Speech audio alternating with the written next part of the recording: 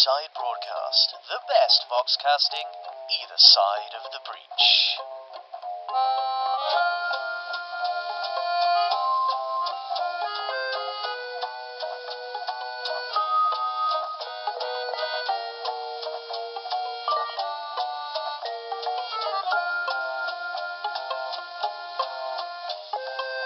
There's an ether box broadcast in Malifaux town.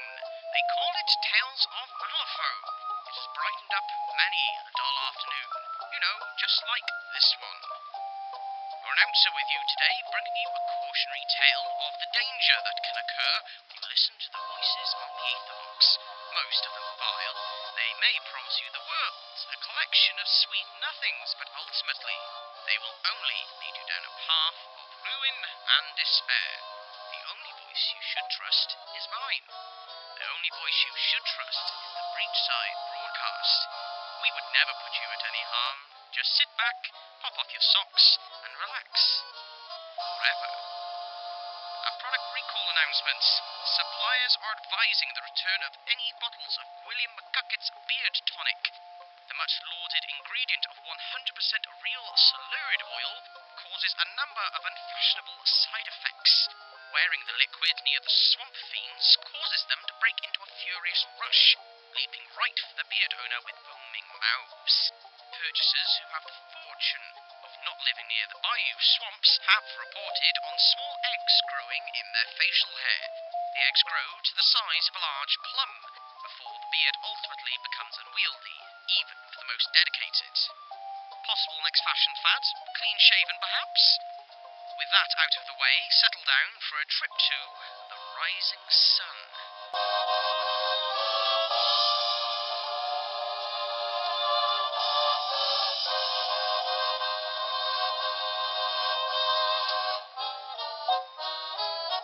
The rising sun. All my life I have believed in science and the pursuit of knowledge. That knowledge is the light that burns away the shadows of the world and brings happiness and prosperity. But the events of the past few days have shown me the truth. Knowledge will not save us. Science will not show us the way. And light is not our salvation. All of us, we're just creatures of darkness, reaching hopelessly for the stars, but driven to achieve them by such base desires. So, if you can hear me, beware. Do not hope for the coming of the dawn, or rejoice in the rising of a new sun.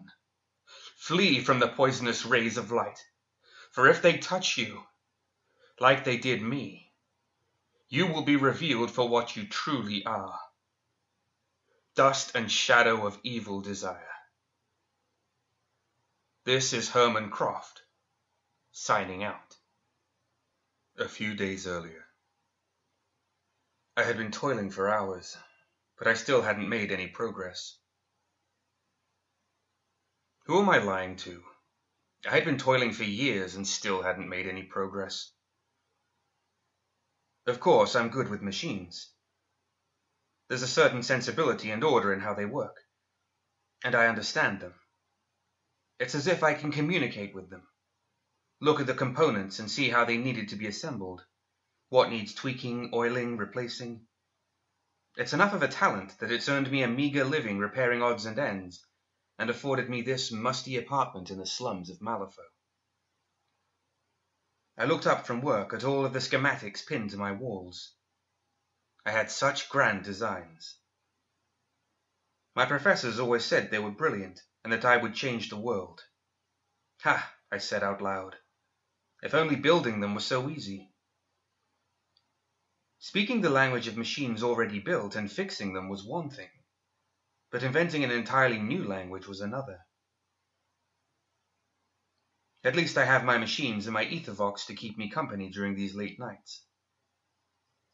I modified the ethervox to send as well as receive, and its droning provides distraction when necessary.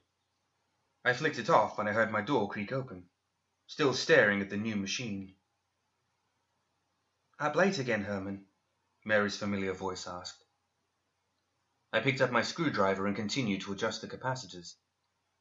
"Yes, I think I almost have it this time." Keep up this pace and you'll be nothing but skin and bones. She paused. I brought you some soup. I turned to face her. Her coarse chestnut hair framed her hardened face. She was prettier than most people gave her credit for. Tall, with a nice figure and striking brown eyes, but she never tried to accentuate it after her husband died in the mines. I sighed. Thanks for worrying about me. But what about you?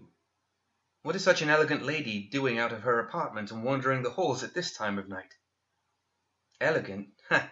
Mary smiled. I saw the light under your door, and you never lock it. Figured you were probably up late again making new toys and neglecting your dinner. Don't know why you bother, though. Fair money in repairing. I want to do more than just repair things. I put my face in my hands and ran them through my hair.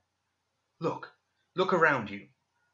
All of those schematics and designs on the wall, those are my designs, my machines,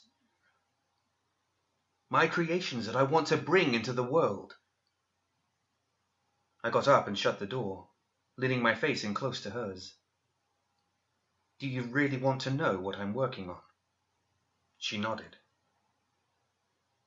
A machine that can open a new breach with the pull of a lever and close it down just as easily. I held my breath, trying to read her face. But there's already the breach. Imagine it, though.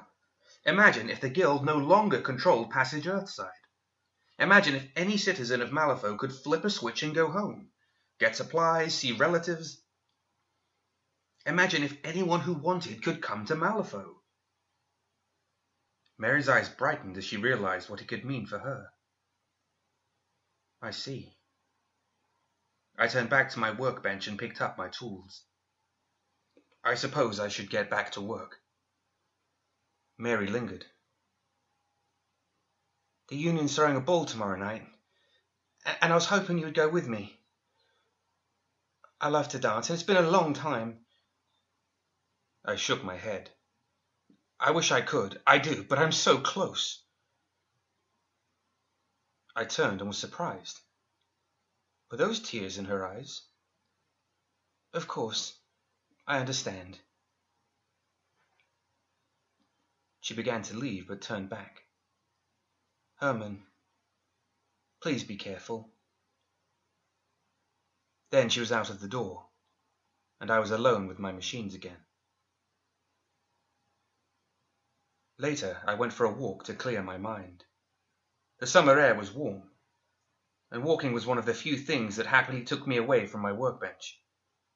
Malifaux wasn't the safest city at night, but it wasn't during the day either. It was quieter, though, and that's what I wanted. I passed by several bars, quiet, dark places, which seemed to serve only one purpose: to help miners and everyone else with an equally difficult job in this place drown the sorrows of the day. And then I passed the honey pot. I heard the laughter before I even rounded the corner. Light from the windows illuminated the street. The pleasure spilled out of the doors, with groups of people talking and joking. The shutters of one of the second-floor windows flung open, and a scantily clad woman hung out of it laughing before being pulled in by a man. As I crossed to the opposite side of the street, I ran into a well-dressed man in a grey suit and top hat, with a neatly trimmed black beard. Sorry, I nodded. Didn't see you there. I started to walk around him. He held out a gloved hand. No need to apologize. It's quite a dark night out tonight. But before you go, do you mind me asking, what brings you out? Are you looking for something? If you are, I believe you will be able to find it in the honey pot. I shook my head. What I'm looking for isn't in there. Oh, you don't think so, do you? Money, drink, women, those are the things that most men are looking for. And you could certainly find them there. But there is much more than that inside. Like what? Inspiration, he said with a grin. I looked at the happy people through the windows and tried to imagine finding inspiration there. When I turned back to tell him the idea seemed ludicrous, he had gone. I stood there for a moment, perplexed, and then headed back towards the honeypot. Inspiration has been found in stranger places. I pushed through the swinging wooden doors to see a world of drunken laughter and half-dressed women. Groups of people were crowded around tables, playing cards or shooting dice, laughing and cheering each other. Girls dressed in nothing but lace and good humor moved expertly through the crowd, delivering drinks or chatting with customers. I looked around, unsure of where to go or what to say. I shook my head. What was I doing here? My answers were not in a place like this. I went to leave, but a girl caught my arm. "What are you looking for tonight?" she said with a smile. I was caught off guard, so I gave her the only answer I could think of. "Inspiration." She winked. "I know just where to find that." Her answer surprised me, but I let her lead me through the masses to a hallway in the back, past room after room blocked off with only a curtain.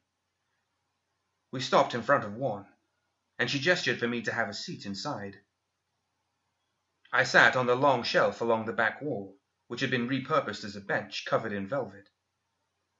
The room was hardly the size of a closet. "Inspiration will be with you shortly," she said with a giggle, and left. A moment later, the curtain parted again, and another woman entered. She was breathtaking, wearing only a corset, knee-high boots, and stockings. Judging by her features, she was obviously from the Three Kingdoms, and her black hair was cut short, hanging just below her chin. She paced in front of me, and looked me up and down before grinning and sitting next to me, leaning her cane, fashioned as a serpent, against the bench next to me. As she did, I caught a glimpse of the tattoo on her back, a crane plucking a snake out of a pond. Are you Inspiration?" I stuttered. She gave me a half smile and a cockeyed look. "No. Most of my customers call me the Rising Sun, but you may call me Inspiration if you like.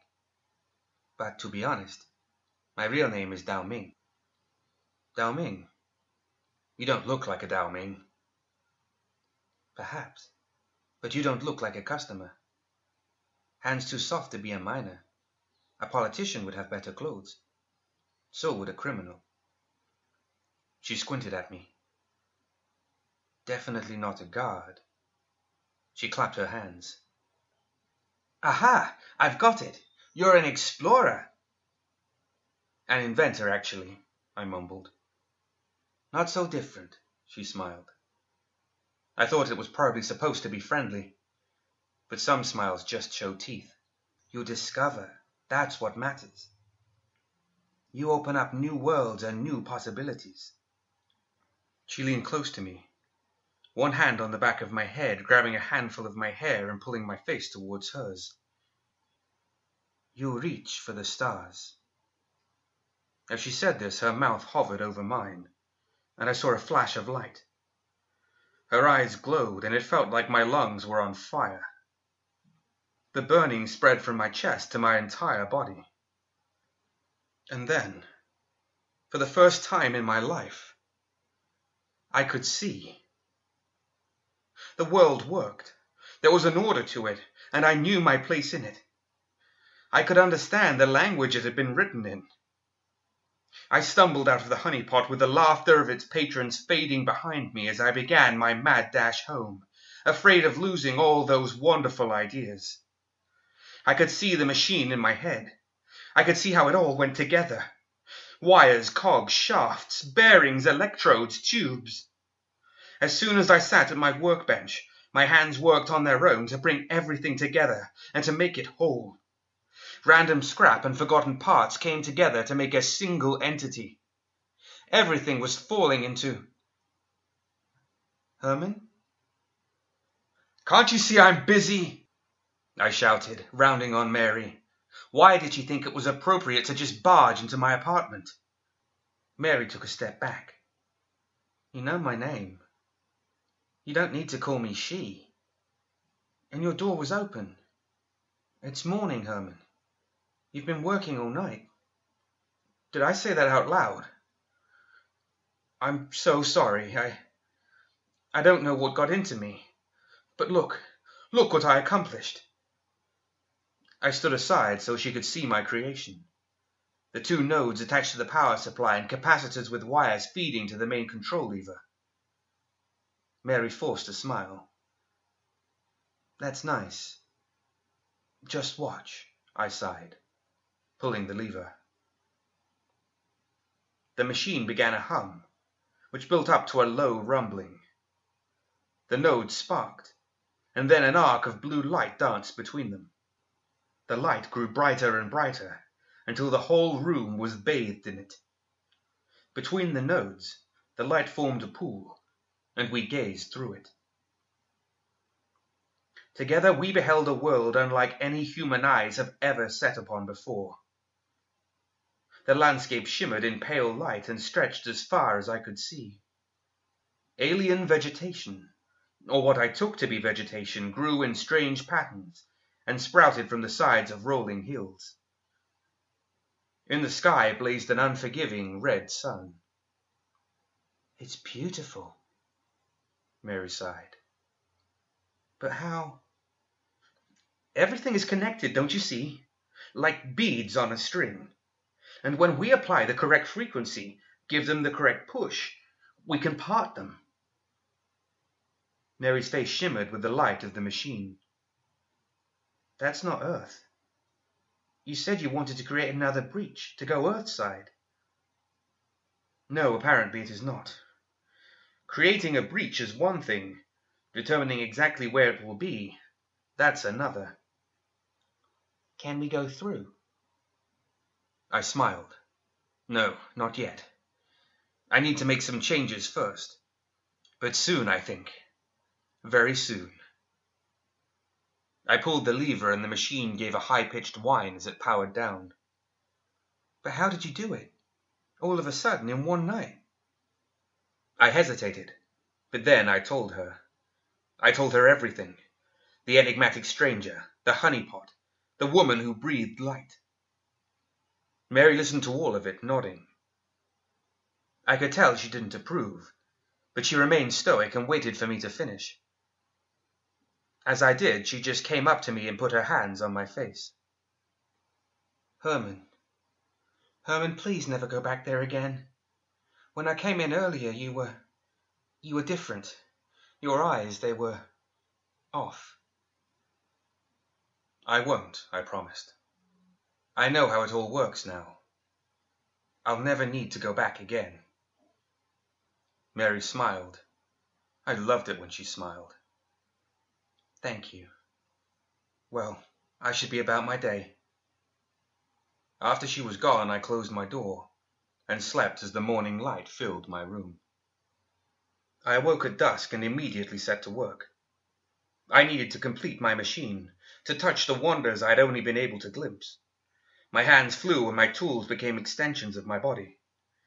I adjusted, tweaked, replaced, and when I was ready, I pulled the lever. The machine sputtered and sparked, and then died miserably. I spent the next few hours recalculating, readjusting. I needed to give it life once more. But no matter how hard I tried, the results were always the same. I let out a groan. Whatever language I could speak last night, whatever divine light of understanding that had been breathed into me, was now gone. I tried to fight the urge to go back to that place. I knew that whatever had happened to me there had changed me and not entirely for the better.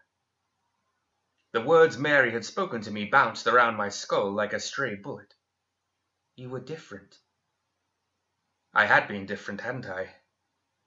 For the first time in my life, I achieved success. I became more than just a petty repairman. I opened up planes of existence never seen by human eyes, and beheld alien wonders beyond imagination. Who was a miner's widow to keep the greatest scientific discovery since the opening of the breach from humankind? This time I didn't hesitate outside the honeypot. I knew exactly where to go. I pushed through the doors and past the weary gamblers, grumbling about the day's losses. I dodged the girls and found the curtained room in the back, where I waited for the rising sun. I knew she would find me there. I don't know how I knew, but I knew. And I was right. Before long, she threw the curtains back and moved towards me with the grace of a cat. Back for more? I nodded. She grabbed a handful of my hair, forcing my head back, and breathed the sweet, ravenous light into my chest once more. Again, the understanding overtook me. I saw the world not just how it was, but how it could be. I saw the substance and the potential. I saw how everything was connected. I saw brilliance. The rising sun smiled and left, allowing me a view of her tattoo of a crane swallowing a snake. Soon I was home, working. Everything was coming together. I could see it. I could feel it. I could breathe it. Every piece fit into its proper place. It was a work of art.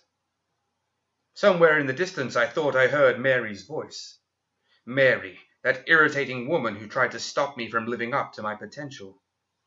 Mary, the insect in the way of progress. Mary, who brought me soup after I worked all day. I couldn't hear what she was saying. She was so far away. I think she wanted me to stop. But stop what? I was so close to completing my masterpiece. So close to seeing the fruits of my labors. I pulled the lever and heard the hum of the machine, saw the glow of the electrodes. The alien world opened up once more, and then there was nothing.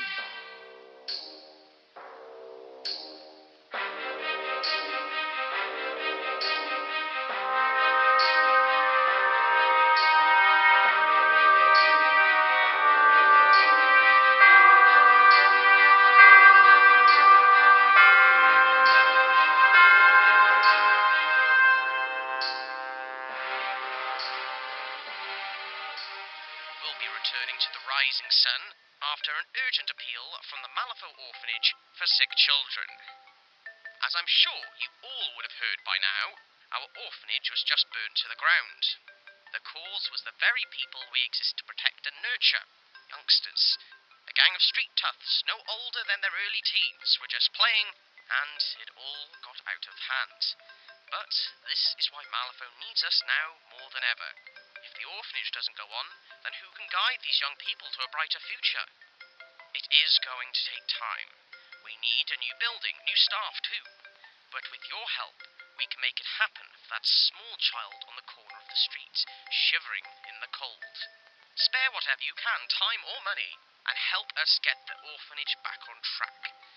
Under the fair guiding hand of Miss Dora, we'll incite a positive future for the children of Malifaux. That is an odd turn of phrase there. No matter. On with the story, the conclusion to The Rising Sun.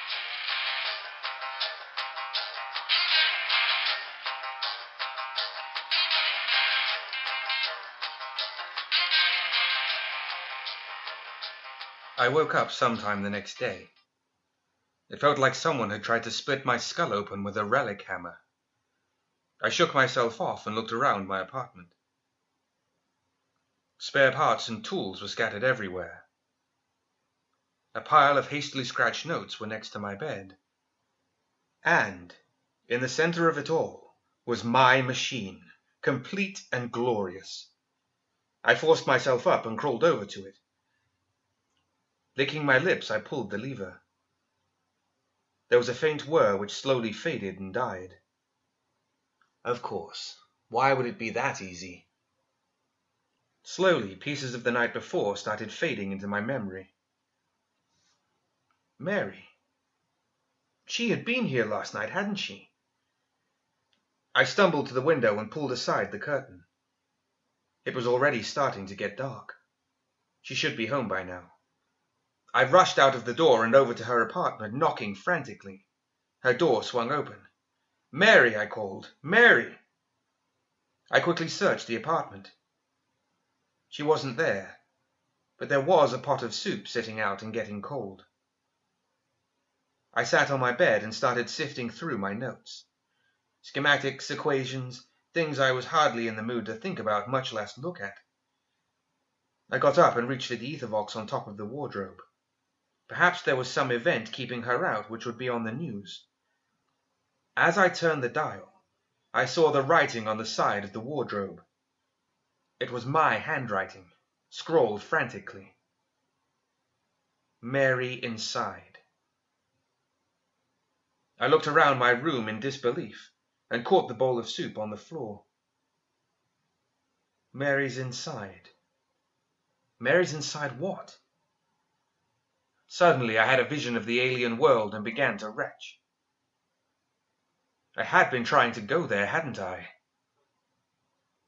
The news faded on my ethervox, replaced by the hollow crackle of static. I put my face in my hands and began rocking back and forth. Hello? Hello? Is anyone out there?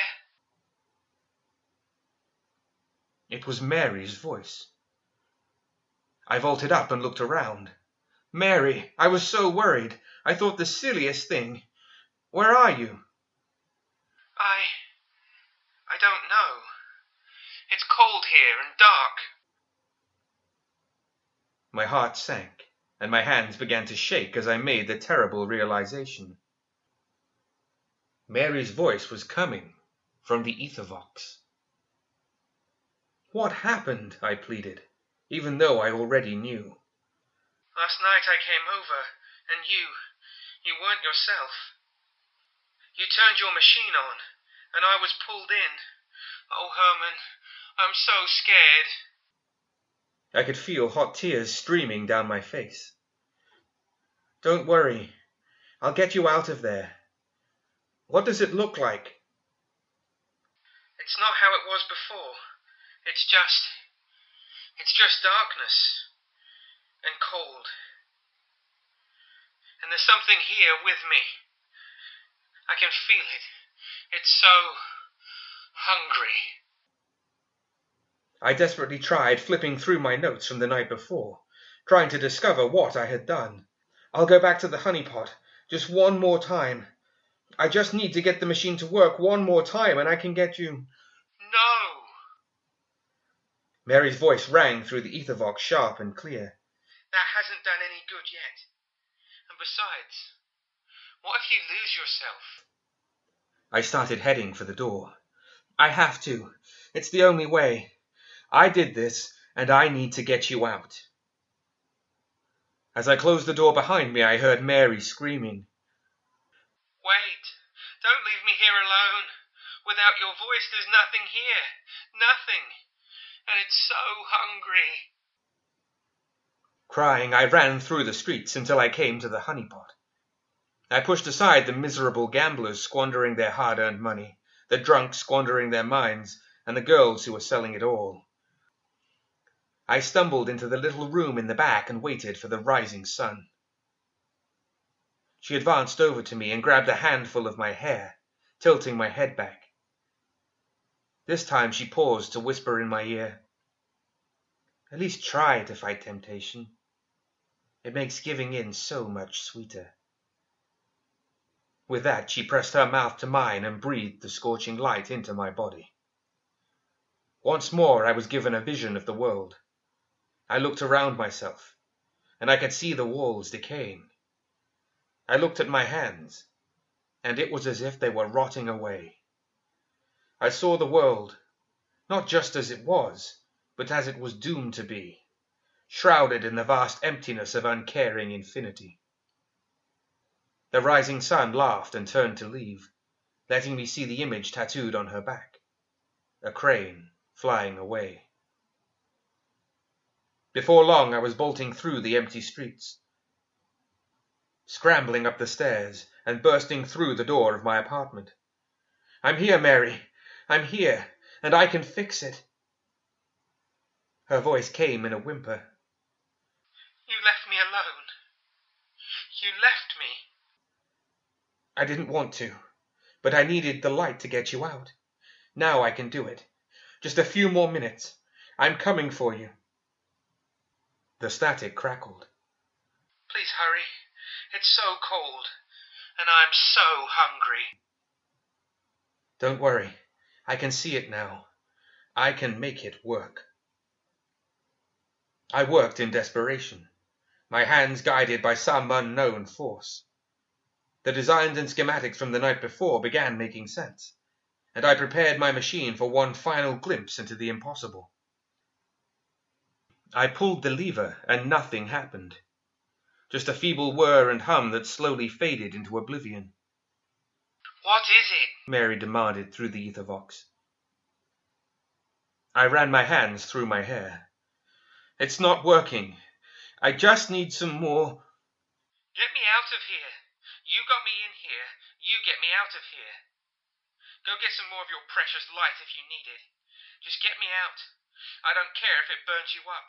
You did this. You. Now get me home. I stood stunned, looking at the ethervox. Mary began to sob. I didn't mean it. I'm so sorry. I'm just so scared and I want to go home. I know. I can see how it works still. I don't need to go back to the honeypot. It's the power supply that's the problem. I need more energy to hold it open long enough. I'm going to need some soul stones. There was the pop of static. Will I have to be alone here again? Just one more time. Be brave. I'll be back soon, I said as I slipped out the door.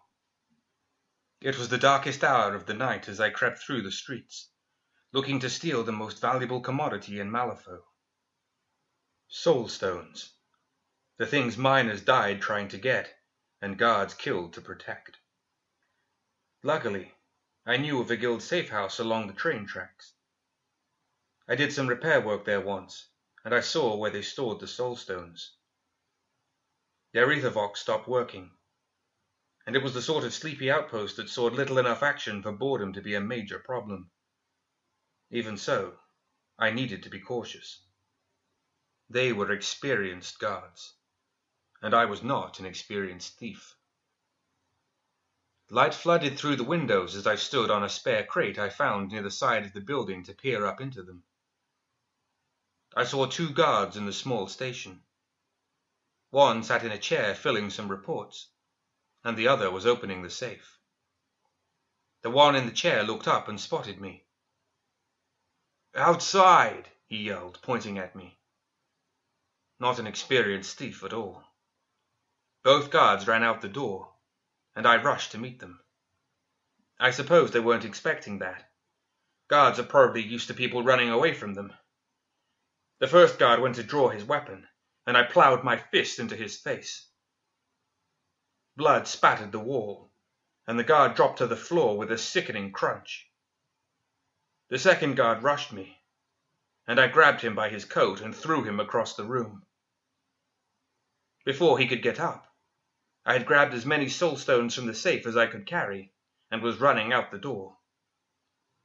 As I fled across the empty streets and back to my apartment, I could hear the remaining guard behind me shouting. He wasn't close, but I wasn't going to lose him either. I careened into my apartment and slammed the door, throwing the board across it and pushing my bookshelf over in front of it. I slumped against the wall, letting the soul stones scatter across the floor as I looked at my hand. I had no idea I was capable of that. Perhaps the light. It had given me... Herman? Mary's voice crackled with static. "It's me. I'm here," I said, barely catching my breath. "I got the soul stones. I have everything I need to get to you now." I gathered up the loose stones and immediately set to work, fastening them into position along the sides of my machine. The guard was pounding on the door, demanding it be opened. Herman? "Yes, Mary," I responded, wiping sweat from my brow as I continued working. When I get out of here, will you take me dancing? I laughed. "Of course I will. Every night from now on," I said, cranking a bolt into place. "Just you and me, every night." Behind me, the guard managed to shatter part of the door. "It's going to be divine." Oh. Mary, Yes? she said through the static. Is there still something there with you? There was a pause. No. I'm the only one here now. Good. I breathed a sigh of relief as I pulled the lever one last time. The engine began to hum and whir as sparks shot between the electrodes, opening up into the vast pool of brilliance. I'm coming for you. As the room shimmered with the pale blue light, the guards stopped pounding. The soul stones flickered as the pool grew larger and larger. Not just a window, but a gateway to a new and alien world. But more than any of that, it was the key to getting my Mary back. And as it opened, I saw for the first time the creature I had been conversing with, and I laughed. I was finally a part of this delightful joke. With the last of my strength, I dragged myself to my ethervox and sent out one last warning. And there was only darkness. Sweet, merciful darkness. Guards report. On the night of the 27th, my partner and I were assailed by a man now identified as Herman Croft. He attacked us, killing my partner in a single blow before making his escape with 5 of the guild's soulstones. I followed him back to his residence, where he had blocked the door. As per protocol, I went for assistance in breaking down the obstacle. Upon entering the room, we found a withered husk, which appeared almost human, writhing in the center of the floor. Its skin was stretched tight over its bones, and strange tentacles and protrusions grew where fingers should have been. Although seemingly weak, the creature was almost certainly never born, so we dispatched it with caution. We searched the premises and retrieved the soulstones. Inside the wardrobe, we found the body of a woman who was identified as one Mary Langford. She had been a resident of the building, and she had been killed by human hands. It seems her body had been there for at least a day. Neighbours said they heard her and Croft fighting around the time of her disappearance, so it is likely she was killed in some sort of domestic struggle. Herman Croft was nowhere to be found, and he is expected to be very dangerous, possibly with ties to the Neverborn. It is my strong suggestion that a citywide bulletin be put out to aid in his capture.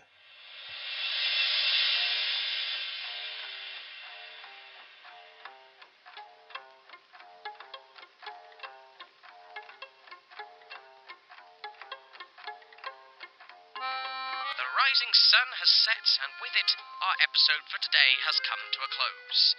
Before you go back to your everyday lives, a quick snippet of news. A card game in the town of Creaky Brook has turned sour, leaving just carnage in its wake. The fight erupted outwards from the Slanted Hat Saloon, where bystanders moments before had heard 2 men yelling over a hand of cards. This led to a flurry of bullets, taking chunks out of the bar. At least 6 men and women were shot in the carnage, and maybe 1 cat. The only other victim was a horse tied up in front of the bar, who was stolen by the cowpoke, who was part of the original argument. Our hearts, beating, mechanical or otherwise, go out to the townsfolk of Creaky Brook.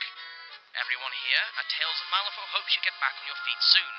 And to everyone else out there, remember, bad things happen.